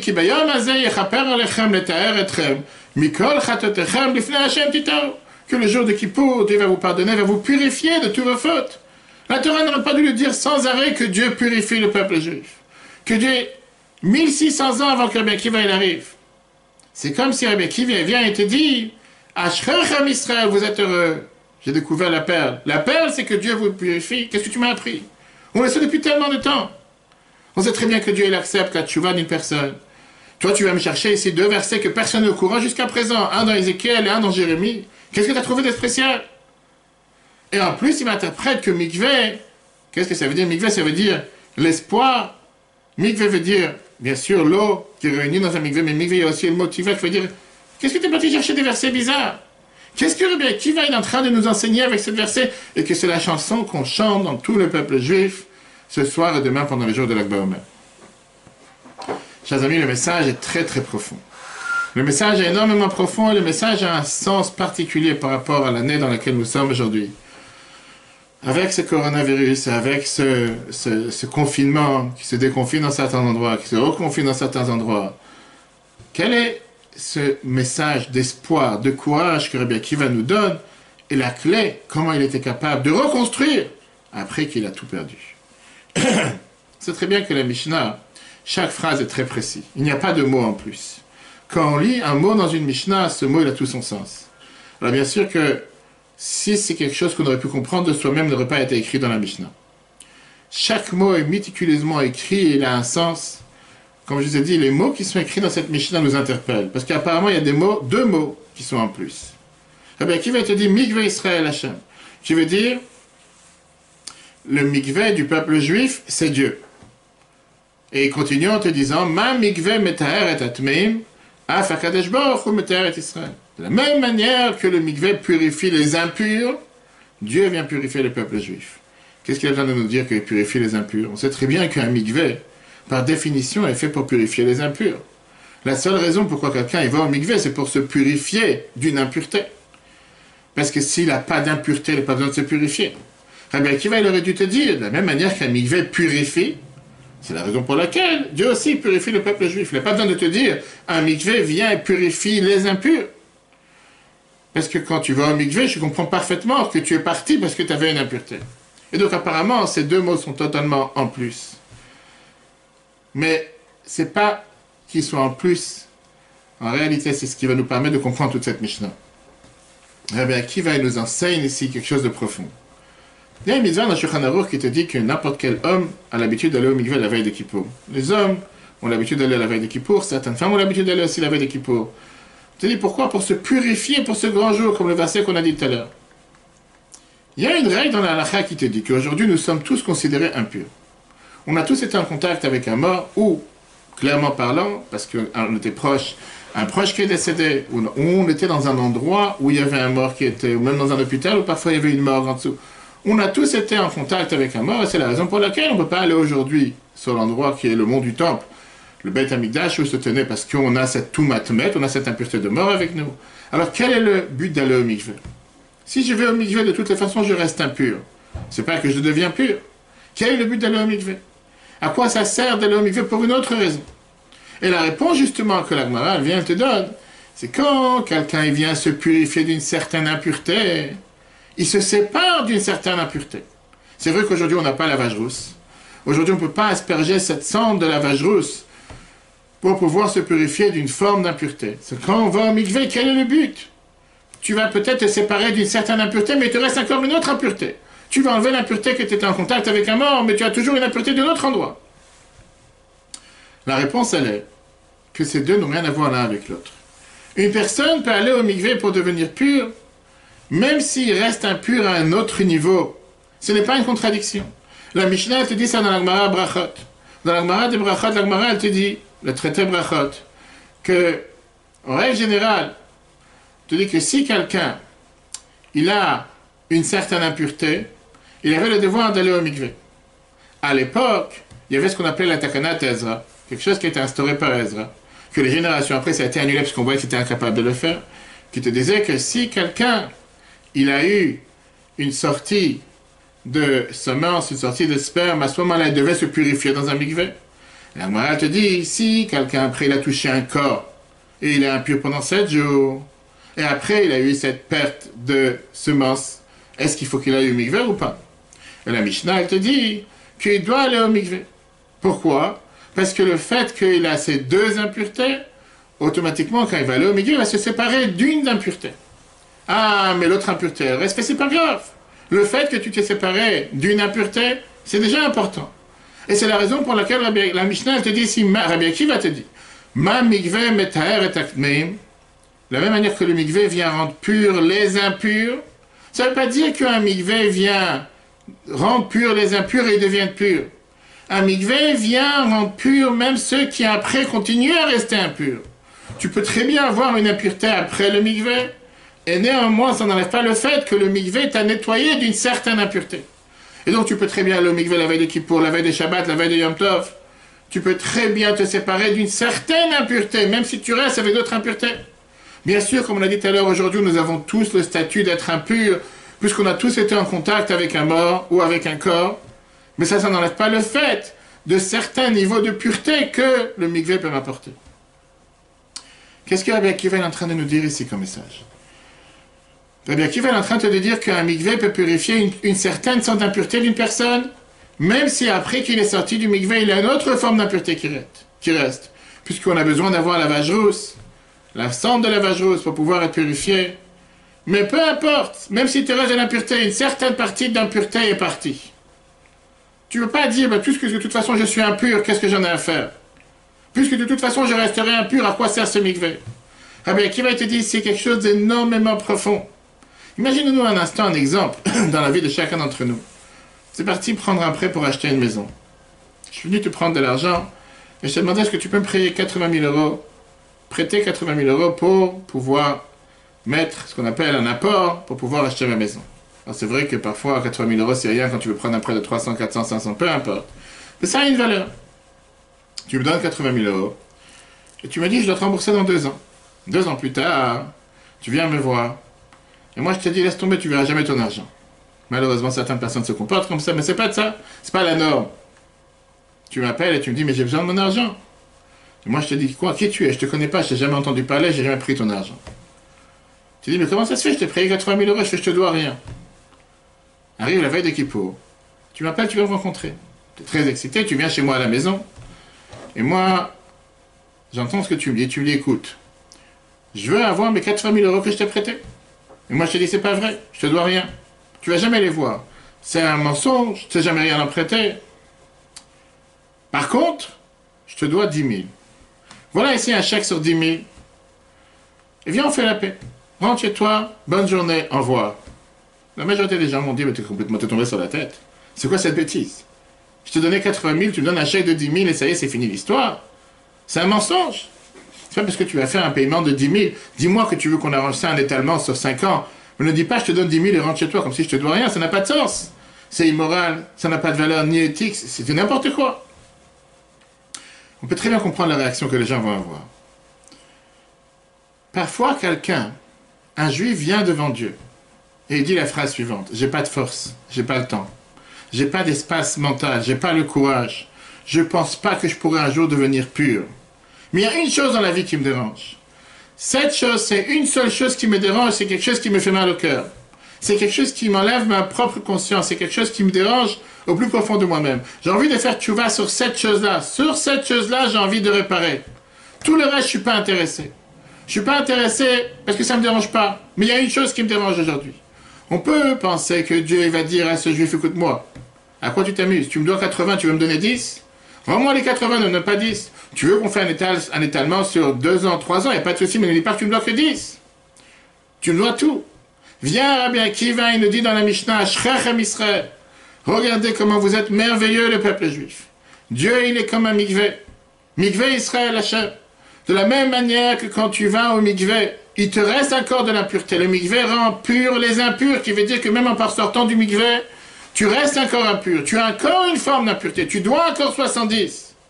Mais viens, la Mishnah, elle te dit, le mikveh t'accomplit et te donne une certaine dimension de pureté, même s'il te reste encore des choses à réparer. Après, ça n'enlève pas le fait que ça t'a amené une certaine pureté. Un juif peut venir devant Dieu et dire qu'il y a une chose que je voudrais réparer. Une seule chose. Mais cette chose-là, j'ai envie de le faire avec passion. Viens, Rabbi Akiva, et te dit, Ashrechem Israël. Magnifique ce peuple juif. L'ifnemi atem et ta'arim, devant qui vous vous purifiez, avichem shebashamayim, devant votre Dieu qui est dans les ciels. Imagine un enfant qui ne parle pas avec ses parents pendant 20 ans. Il est en bagarre avec ses parents, en dispute. Le père, il a énormément de plaintes sur son enfant. Comment l'enfant il s'est comporté. Et un jour, l'enfant, il appelle son père et il dit, regarde, est-ce qu'on peut se rencontrer demain dans le café, tel endroit, tel quartier, à 3 heures d'après-midi? Je voudrais prendre un café avec toi. Le père, il attend. Il veut rencontrer son enfant qu'il n'a pas vu depuis 20 ans. Il n'a pas vu depuis tellement d'années. Il n'a jamais envoyé une lettre, jamais envoyé un texto, rien. L'enfant, il regarde son père et il lui dit, je sais que tu as beaucoup de plaintes, tu as beaucoup d'aggravations à l'intérieur de toi contre moi. Et que tu es plein à l'intérieur de toi contre moi, parce que tu te dis que j'ai fait beaucoup de choses, moi, pas ce qu'il faut, etc. Mais tu sais quoi? Je suis pas d'accord avec toi. Il y a une seule chose sur laquelle je vais demander pardon. Une seule chose et c'est tout. Pas plus que cette chose-là. Dis-moi qu'est-ce que ce père il va faire. Ou qu'est-ce que cette mère il va faire. T'as un parent qui va dire, mais tu rigoles ou quoi? J'ai tellement de choses contre toi, tu veux dire que tu as une seule chose à demander pardon? C'est un monde de justice dans lequel on vit. Ça ne marchera pas comme ça. Tu as telle erreur, telle erreur, telle erreur, telle erreur. Il va commencer à nous lister toutes ces erreurs. Jusqu'à ce que tu demandes pardon sur tout. Et à ce moment-là, je te pardonnerai. Et sinon, rentre chez toi. Et je te revois dans 20 ans. Un père ou une mère ne fait pas une chose pareille. Pourquoi? C'est sûr qu'un père ou une mère veut pardonner. Parce qu'avoir cette relation qui va se recréer grâce à ce pardon d'aujourd'hui, c'est beaucoup plus important que tout le reste. Et donc, s'il y a quelque chose qui me permet de recréer cette nouvelle relation, aujourd'hui, je vais attraper cette chance, cette opportunité. Est-ce que c'est parfait comme relation? Non, c'est pas parfait. Est-ce que cet enfant, il a fait beaucoup d'erreurs? Oui, il a fait beaucoup d'erreurs. Mais est-ce qu'aujourd'hui, j'ai la possibilité d'attraper cette nouvelle relation? Je suis prêt à tout faire pour embrasser cette nouvelle relation, pour recréer ce lien avec cet enfant. Et grâce à ça, le lien va devenir de plus en plus profond, de plus en plus avec un sens beaucoup plus profond, avec beaucoup plus de force et beaucoup plus de vigueur. C'est la plus grande faute que des parents font parfois. Qu'ils ont l'opportunité de pouvoir attraper cette nouvelle relation avec leur enfant et parfois, quand je parle avec des parents, ils se disent, moi je vais couper les ponts avec mes enfants. Et dans 99% des cas, c'est la plus grande erreur à faire. J'ai parlé avec tellement de parents qui m'ont partagé ce sentiment et qu'à un moment dans leur vie, leurs enfants, ils ont décidé de faire un autre chemin, d'avoir un autre chemin. Et ça cause énormément de peine et ça cause énormément d'angoisse aux parents. Et on leur a dit, vous savez quoi, coupez les ponts avec ces enfants, coupez la relation avec les enfants. Et je suis sûr que ceux qui leur ont dit ce conseil, ils ont eu certainement de bonnes intentions. Mais ces parents m'ont dit clairement que 20 ans, 30 ans plus tard, il y a une partie d'eux-mêmes qui est totalement morte, qui est totalement déchirée. Une partie qui n'a pas de vie. La souffrance qu'un enfant peut causer à un parent par le fait qu'il agit de telle ou telle manière, c'est sûr que c'est énormément beaucoup de peine pour un parent. Et c'est sûr que le fait qu'il choisit un mode de vie différent des parents, c'est un sacrifice pour les parents. Mais ça ne peut pas être comparé à la souffrance qui vient de couper un enfant de sa propre vie. Le fait d'avoir cet amour inconditionnel envers un enfant, ça ne veut pas dire que tu n'as pas de souffrance. Ça ne veut pas dire que tu es d'accord avec tout ce qu'il fait. Mais ça veut dire que tu cherches à garder la relation que tu as avec cet enfant. Et quand la relation elle est morte, ça veut dire que tu dis que cet enfant n'est plus ton enfant. Que tu agisses comme ça, ou que tu te comportes comme ça. On ne peut pas se couper d'un enfant, on ne peut pas se séparer avec un morceau de soi-même. On ne peut pas amputer un morceau de notre neshama, un morceau de notre âme. Et donc, même si la relation n'est pas parfaite, mais on ne veut pas que cette relation meure, on ne veut pas que cette relation disparaisse du monde. Et c'est pour ça que, quand ton enfant, il passe un moment difficile, on ne coupe pas les ponts. Parce que cet enfant, à ce moment-là, il a besoin de toi encore plus. Il est en train de passer un moment difficile. Il a besoin de sa mère, il a besoin de son père encore plus qu'avant, pas encore moins qu'avant. Parfois, des enfants ont des moments difficiles dans leur vie et ils décident d'agir d'une manière qui est totalement contre-productive. Et donc, qu'est-ce qu'il fait un père? Il essaie de s'enfuir. Il sait qu'il arrive à la maison le soir, il va s'enfuir, il va se cacher, il ne veut pas rencontrer cet enfant, il ne veut pas lui parler. Cet enfant, il a besoin de toi beaucoup plus que dans les autres moments. Cet enfant, il a besoin de ton amour cette fois-ci, il a besoin de ton attention. Parce que c'est cette relation qu'il cherche. Parce qu'il est en moment de souffrance et il est en moment d'ennui. Viens, Rabbi Akiva, et te dit, Ashrechem Israël, heureux le peuple juif, parce que Mikveh Israël Hashem, c'est le Mikveh du peuple juif, c'est Dieu. Un juif vient vers Dieu et il lui dit, j'ai beaucoup de problèmes envers toi. J'ai beaucoup de plaintes contre toi. J'ai beaucoup de souffrances que j'ai souffert et je ne comprends pas pourquoi il y a eu tellement de souffrances pour le peuple juif. Comment se fait-il qu'on a perdu des centaines et des centaines de nos frères et sœurs avec cette épidémie les dernières semaines? Combien de juifs ont énormément de colère à l'intérieur d'eux? Mais ils se disent, il y a une chose que je suis prêt à changer dans ma vie. Il y a une chose que je suis prêt à agir et à faire en sorte d'avancer. Je suis prêt à aller au mikvé, même si je sais qu'après je suis parti au mikvé, je reste encore impur. Viens le mikvé, il te dit non, ça marche pas une chose pareille. Si tu veux devenir pur, c'est où tu deviens pur ou tu ne restes impur. Ça n'existe pas de devenir impur à moitié et de rester encore impur. Vient la Mishnah que Rabbi Akiva nous dit. La fondation même de mikvé, elle est ce que Rabbi Akiva il enseigne au peuple juif. Un mikvé n'est pas fait pour rendre les purs. Un mikvé, il rend purs les impurs, qui veut dire que même après qu'ils sont passés au mikvé, ils continuent à rester impurs. Et néanmoins, ils sont déjà devenus une partie pure. Où il a appris ça, Rabbi Akiva? Rabbi Akiva, il a appris ça de sa propre vie. Il a vu cette eau qui coulait sur le rocher, et ça lui a appris une leçon. Une leçon que, pas qu'on apprend ça dans les petites classes, comme on l'a dit au GAN, ou qu'on apprend ça dans les petites classes à l'école. Comme j'ai dit tout à l'heure, n'importe quelle personne peut très bien comprendre. Il n'y a pas besoin d'être ici un prof de science ou un prof de nature. C'est quelque chose que n'importe quelle personne comprend que quand de l'eau tombe sur un rocher, ça fait une forme sur le rocher. Rabbi Akiva ici, il a vu quelque chose de beaucoup plus profond qui l'a impacté, qui veut dire que si de l'eau, elle coule pendant 5000 ans, si de l'eau, elle coule, ça va forcément faire une fente dans la pierre. Mais Rabbi Akiva, qu'est-ce qu'il a vu? C'est pas ces 5000 ans, c'est pas ces 1000 ans, c'est pas ces 100 ans. C'est la première goutte qui a commencé à tomber, qui a commencé à faire la différence. Tu veux dire, Rabbi Akiva, il a vu que cette première goutte qui est tombée sur le rocher, c'est ça qui a une énorme force. Parce que si la première, elle est 0, tu peux rajouter 100 zéros après, ça reste toujours du 0. Rabbi Akiva, il a compris que le fait que la première n'était pas un 0, c'est la raison pour laquelle tout le reste a donné suite. Et donc c'est comme ça que Rabbi Akiva vient te dire, c'est la même chose avec la période du Homer dans lequel nous nous trouvons en ce moment. Quand on voit comment on est en train de compter le Homer, Rabbi Akiva, il a compris que c'est la première qui fait toute la différence. Et si la première fait sa différence, la deuxième fera sa différence, et la suite fera sa différence. D'où on le sait. Comment on est en train de compter le Homer en ce moment? On aurait dû dire, Ayom Yom Rishon, Ayom Yom Sheni, Ayom Yom Shlishi, aujourd'hui c'est le premier, aujourd'hui c'est le deuxième, aujourd'hui c'est le troisième. C'est pas ce qu'on dit.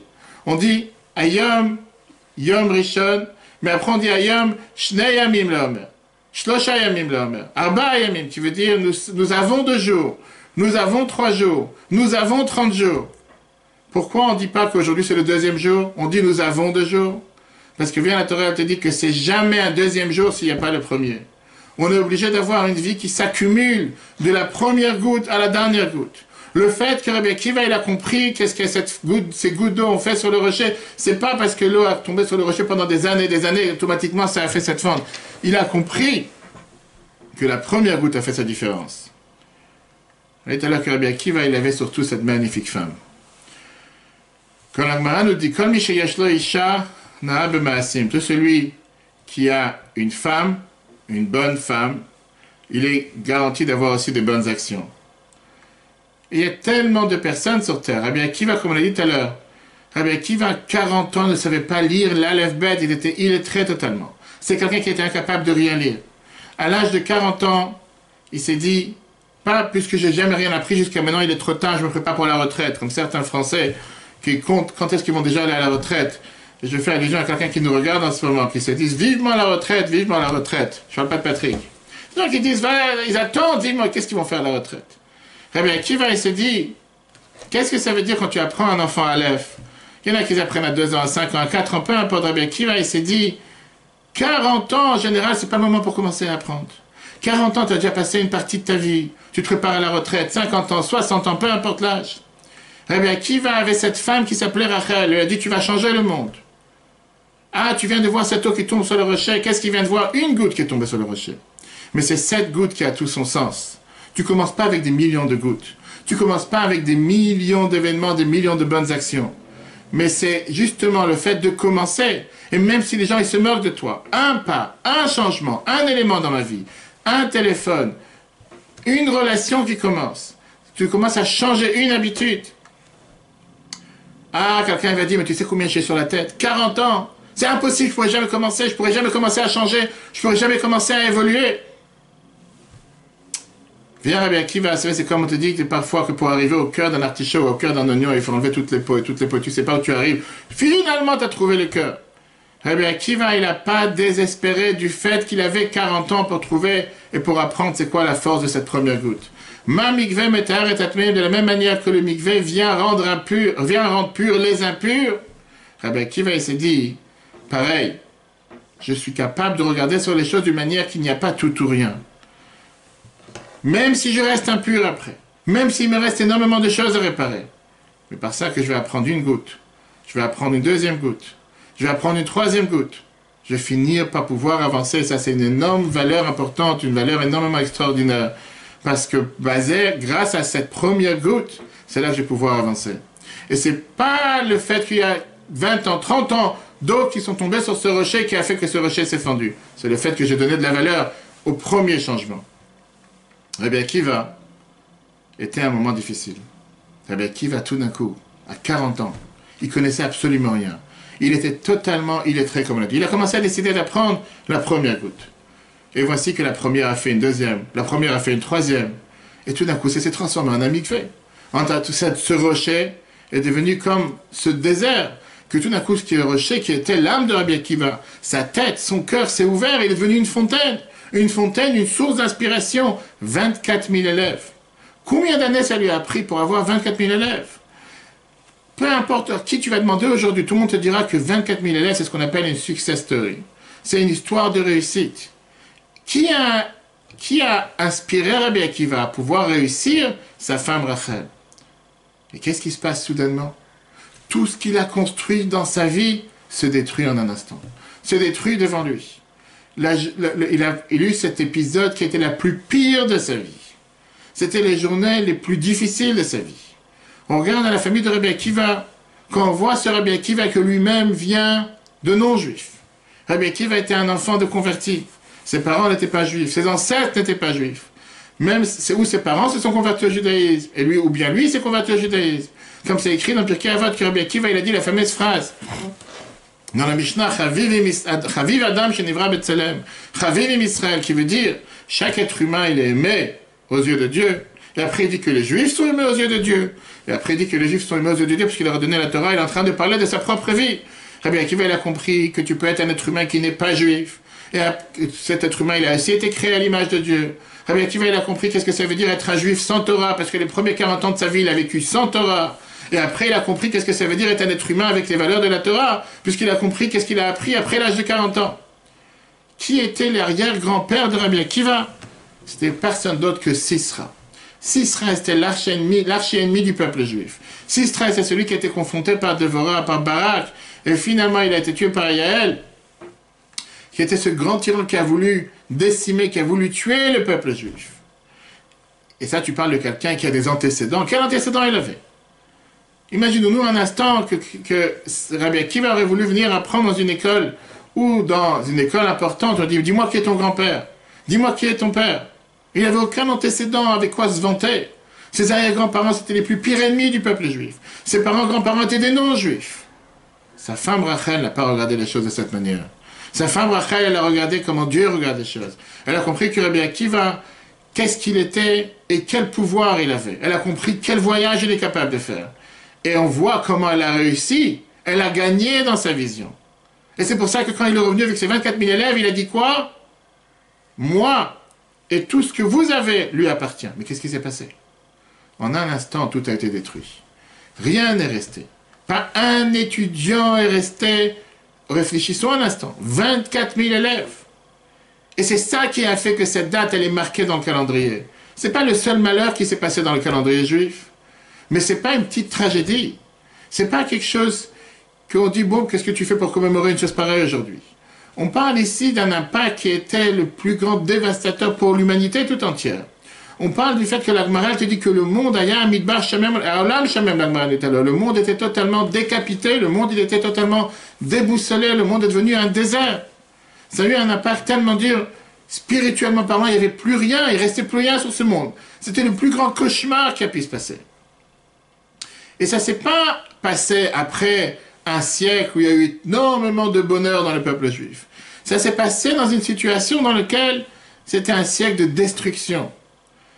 Le niveau de désespoir qui aurait pu s'installer dans la vie de Rabbi Akiva comme la vie de tout le reste, c'était catastrophique.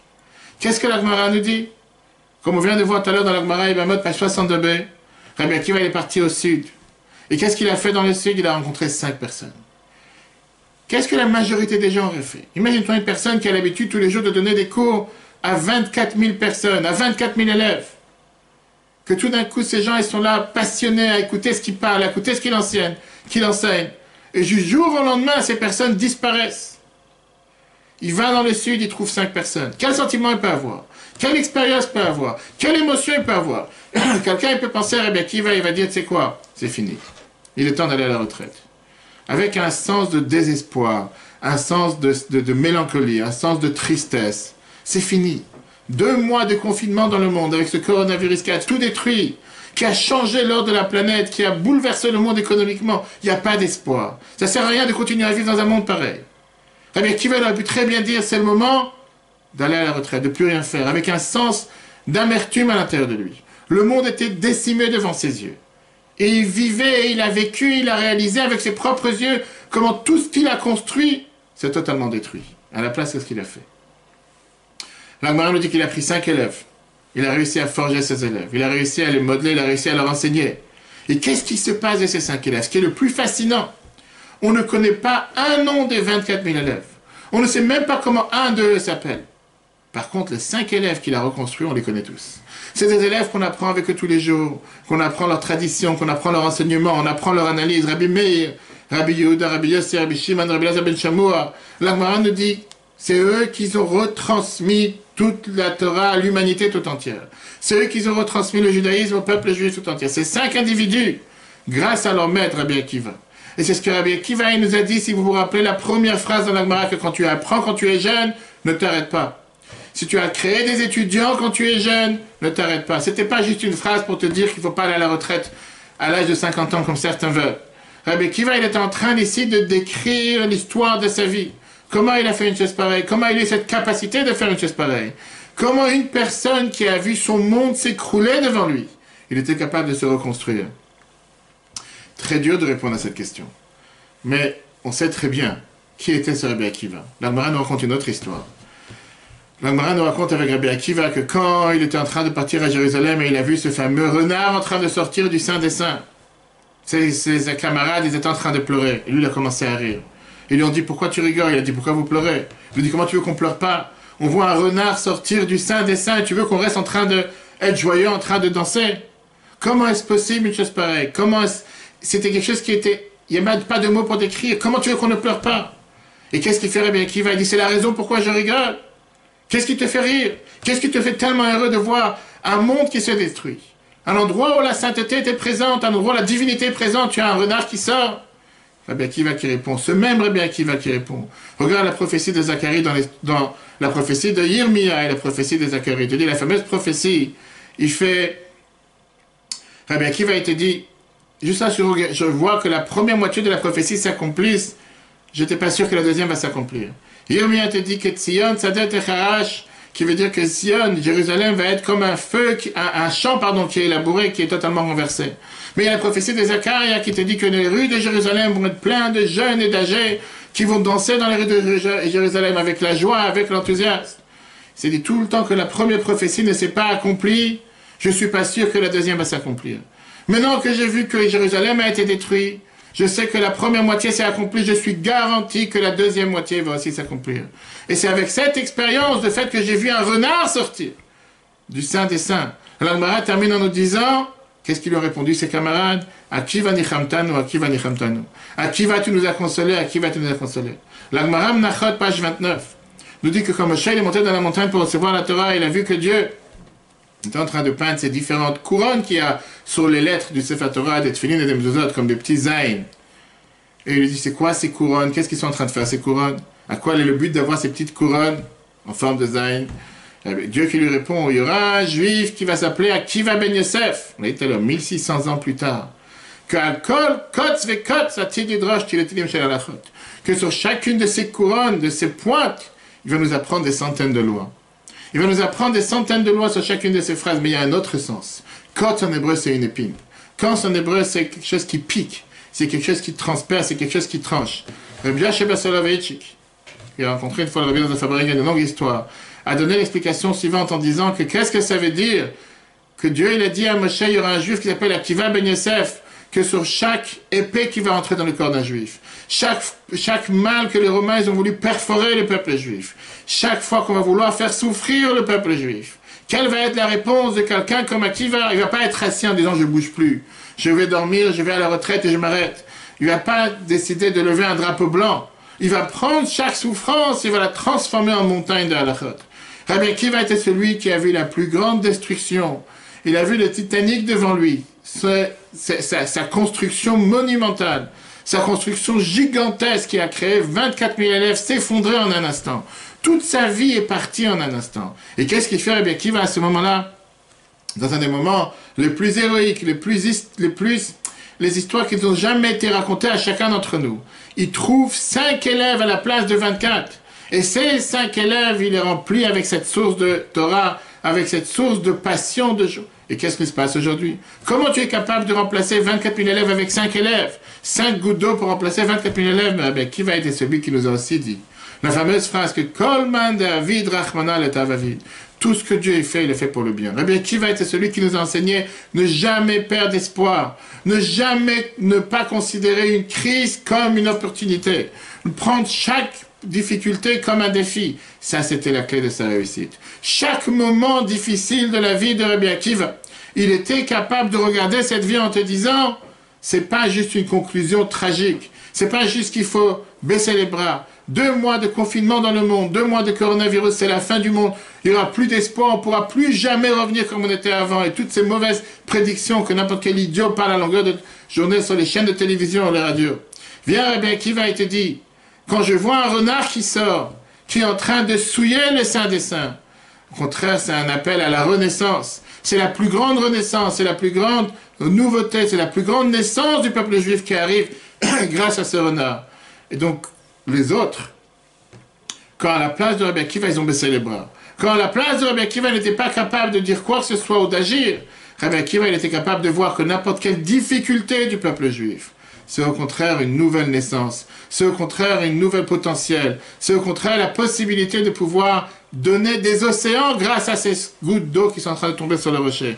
Et quand on fait la fameuse prophétie qu'on a parlé le jour de Pessah, quand ils voient des ossements qui sont sans vie, en réalité, c'est grâce à eux que va venir cette renaissance. Et donc, il a investi toute son âme dans ses 5 élèves et il a tout recommencé. À l'époque, une personne aurait pu venir comme Rabbi Akiva, vers Rabbi Akiva, et dire quel idiot, quel fantasme, quel optimiste qui n'a pas d'espoir, quelle personne qui hallucine, certainement qui sont enfuis dans l'hôpital psychiatrique, certainement que c'est quelqu'un qui raconte n'importe quoi. Qu'est-ce qu'il est en train de raconter? Le monde est décapité. 24 000 morts, comment est-ce possible de pouvoir faire face? C'est quelqu'un qui est totalement détaché de la réalité. Regardons la vérité. 2000 ans plus tard, qui c'est qui avait raison? Ces 5 élèves. Ces 5 élèves que Rabbi Akiva il a créés. Qu'il a été capable de donner cette nouvelle âme dans son peuple. Il a été capable de faire revivre son peuple. Il a été capable de donner une nouvelle vie à toute la communauté du peuple juif. Knesset Israël. Jusqu'à aujourd'hui, les mots de Rabbi Akiva sont répétés chez chaque juif de manière journalière. Il n'y a pas un jour dans le cours où on n'apprend pas les paroles de Rabbi Akiva. Que ce soit Rabbi Meir, que ce soit Rabbi Yehuda, que ce soit Rabbi Akiva, Rabbi Shimon. Ça, c'est ce qui aujourd'hui, pas seulement les phrases avec lesquelles on vit, c'est ce qui fait même que le peuple juif existe. Alors, la question qu'on a demandé tout à l'heure du prix Hadash qui vient, qui te dit, quelle est la joie? Parce que 24 000 personnes ont arrêté de mourir, c'est la fin du monde, ils sont tous partis, qu'est-ce que tu es tellement joyeux? La joie qu'on a ce soir et demain, une joie énormément profonde. C'est la joie de Rabbi Akiva qui, à un moment dans la vie, il était capable de regarder le présent et de regarder le futur. Et au lieu de fermer les yeux, de dire que tout est fini, qu'une époque est terminée, il est parti dans le sud. Il a recréé l'histoire, littéralement parlant. Qu'est-ce que ça veut dire qu'il a recréé l'histoire? Il a décidé de regarder le jour le plus joyeux du calendrier. Ça, c'est la raison pourquoi le jour de l'Akba Omer, c'est le jour qui donne la plus grande joie dans le peuple juif. Même des juifs qui ne savent pas pourquoi ils sont joyeux, ils viennent et se réjouissent le jour de l'Akba Omer. Et autour de feu. Quel rapport avec le feu? Pourquoi on fait tous des feux de camp? On fait ces fameuses grands feux à Méron dans tous les 4 coins du monde. Pas cette année malheureusement, dans tous les 4 coins du monde, que ce soit des grillades ou quoi que ce soit. Parce que le feu amène la lumière. Parce que le feu amène la lumière, mais surtout quand on regarde le feu, parfois on voit ces brèches, on voit ces cendres. Quand on regarde les cendres, on ne voit pas de feu. Rabbi Akiva, il savait que dans ces cendres se cachent des brèches, se cachent des étincelles. Et Rabbi Akiva, il savait que si jamais il y a des étincelles, Si tu fais du vent et si tu vas commencer à élever ces étincelles, ça va se transformer en flamme. Ça, c'est le feu de Lag BaOmer. Le feu de Lag BaOmer, c'est des flammes d'espoir, les flammes de positivité, les flammes de lumière que personne pensait qu'il allait être capable de pouvoir le faire et qu'il a réussi à les retransformer. Et ces flammes, ils ont transformé l'histoire. Dans la vie de chacun d'entre nous, on regarde tous certaines réalités. Et on doit admettre que parfois, dans certaines ères, parfois on se rappelle des anciens moments avec nostalgie. Et parfois, il y a la souffrance et la peine qui vient couvrir sur le passé. La vie est comme un livre. Quand tu finis un livre, tu dis, bon, c'était un merveilleux livre. J'ai bien lu, mais malheureusement, maintenant le livre, il est fini, il n'y a plus rien d'autre. Je dois remercier d'avoir lu le livre et je ne peux pas avancer. Mais la mission, elle est de continuer le livre, à travers les générations. Peut-être qu'une époque s'est terminée, Rabbi Akiva a été dit, non, c'est pas juste qu'une époque s'est terminée, c'est qu'une nouvelle époque commence. Et ça, c'est le feu qu'on allume ce jour-là. Ça, c'est les 5 élèves que Rabbi Akiva nous a donnés. Et ça, c'est ce qui fait en sorte qu'aujourd'hui, le peuple juif entier est réjoui. Chers amis, ça, c'est l'enseignement majeur qu'on apprend de Lag BaOmer. Un jour de potentiel richissime. Un jour dans lequel on apprend la force de qu'est-ce que ça veut dire ne jamais désespérer. Un jour qui nous donne énormément de courage, particulièrement cette année, avec ce coronavirus que Dieu l'éradique de la planète, avec le chaos qu'il a créé sur la planète, avec malheureusement les milliers de morts de nos frères et sœurs à travers toute la planète, avec tous ces malades que Dieu leur envoie une longue vie, une bonne santé et une consolation à tous ceux qui n'ont pas Dieu à notre échelle. Ne perdons pas espoir. Pas seulement ne perdons pas espoir, sachant que Rabbi Akiva nous a montré le chemin. 1600 ans après qu'on a reçu la Torah, il a commencé de zéro. Des parents qui n'étaient pas juifs, qui a fini par être le maître du peuple juif. Rabbi Shimon Bar Yochai nous a dit clairement, comme la Gemara nous dit, que Rabbi Shimon que Rabbi Shimon a toute cette valeur qu'on peut s'appuyer sur lui, même dans un moment de stress, un moment de difficulté. En 1950, le premier Lag BaOmer, quand le Rabbi est devenu Rabbi, le Rabbi a dit qu'il n'y a pas un Lag BaOmer que le Rabbi n'est pas parti prier sur la tombe de son beau-père, en disant que c'est un jour de source de bénédiction. Un jour dans lequel on n'a pas le droit d'être triste, à tel point la fameuse histoire que la Gemara nous raconte avec quelqu'un qui avait l'habitude de dire la prière de Tisha B'Av chaque jour sur la destruction du temple, et que Rabbi Shimon Bar Yochai était normalement pas content du fait qu'il a dit cette prière le jour de Lag BaOmer.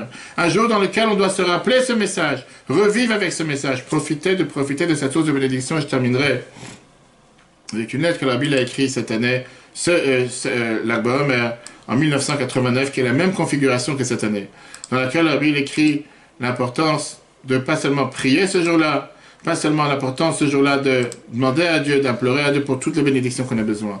Important pour chacun d'entre nous de crier au Rabbi entre ce soir et demain soir, le jour de Lag BaOmer, comme le Rabbi nous a demandé d'aller prier sur la tombe de son beau-père le jour de Lag BaOmer, puisque c'est là-bas que se trouve Rajbi. Bien sûr, celui qui va à Méron, comme le Rabbi disait à ceux qui sont en Israël d'aller prier sur Méron. Et quand on n'est pas à Méron, on peut très bien aller prier sur la tombe du Rabbi ou envoyer un email sur la tombe du Rabbi aujourd'hui et demander au Rabbi pour tout ce que chacun il a besoin, pour la parnassa, pour la santé, pour l'humanité tout entière, pour tous les peuples juifs. Le Rabbi, dans sa lettre en 89, il demande de donner tzedaka ce jour-là, en chiffre 18. Chiffre 18 qui veut dire la vie, puisque c'est aussi le 18e jour du mois de Iyar. C'est là la raison pourquoi l'email que vous avez reçu tout à l'heure de la part du Bet Rabad, avec toutes les difficultés du moment, le Bet Rabad a encore plus besoin que vous, d'essayer de pouvoir contribuer au Bet Rabad en chiffre 18, en multiple de 18. Vous pouvez voir sur le site du Bet Rabad, chabad77.org, de faire tzedaka ce jour-là, de demander à Dieu de nous envoyer la délivrance. Comme on sait très bien que Rabbi Shimon Bar Yochai, qui a écrit le Zohar, il y a 1800 ans, qui a dit que grâce à ce livre du Zohar, grâce au fait qu'il a dévoilé les secrets de la Torah, avec Behai Chibur Adilach, avec ce lèvres, Yivkum Begaluta Berachamim, on va sortir de cet exil avec miséricorde. Que Dieu fasse que ça se passe cette année. Que Dieu fasse qu'encore ce soir, on soit tous ensemble réunis avec Mashiach et Yerushalayim et qu'on bénéficie de toutes ces grandes bénédictions, de ce grand jour qui est Lag BaOmer, pour une parfaite santé pour tous ceux qui ont besoin, particulièrement pour Chaim Mishka Bat Simcha, pour tout le peuple juif qui a besoin d'avoir une longue vie et bonne santé, et qu'on se trouve tous ensemble avec Mashiach et Yerushalayim. Le cours sera en replay sur l'application eTorah, eTorah sur Google et Apple. Si Dieu veut, demain à 14h, on aura un merveilleux cours du déroulement des événements de Lag BaOmer chez les rabbis à travers 40 ans. On va essayer de passer le maximum de temps. C'était un jour énormément particulier, un jour dans lequel on sait que le rabbi avait l'habitude de bénir particulièrement les femmes stériles ou les femmes qui avaient des difficultés à avoir des enfants. Des miracles se passaient particulièrement par rapport aux enfants. Si Dieu veut, demain à 14h sur Zoom et Facebook. En attendant, le cours sera en replay sur l'application eTorah. Très bonne soirée à tous. Profitez de faire la tzaka et crier au rabbi. Et qu'on se voit ce soir avec mes chers à Jérusalem.